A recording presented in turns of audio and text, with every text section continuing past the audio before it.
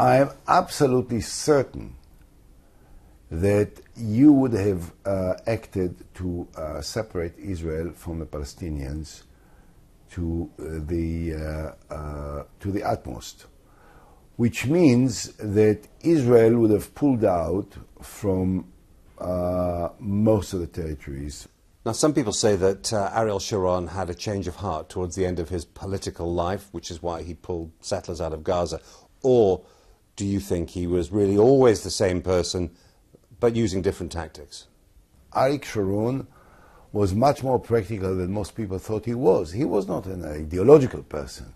It wasn't a matter of ideology. That's why they used to call him a labor man, which meant that he didn't cherish the holiness of the territories as such, but he thought that the territories were essential for the security of the State of Israel. When he found out that the security of the State of Israel perhaps could be served better by not being in all of those territories, he then drew the necessary inevitable conclusions. So it was not a matter of ideology. The ideology was the security of Israel, and he found that the best security of Israel was to separate from the Palestinians. Now, what about those episodes which Sharon's name is also associated with abroad?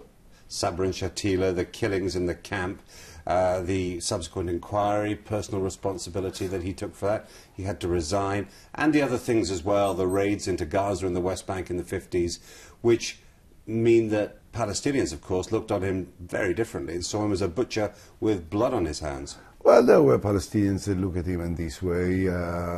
We looked at some Palestinians in a much worse way. They killed many more innocent Israeli citizens with brutality and blood.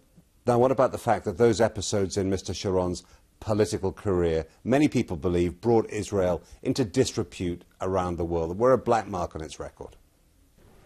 Look, the circumstances in which we had to fight against terrorist organizations require to take measures which are unpleasant and sometimes lead you to do things which you are not very happy about.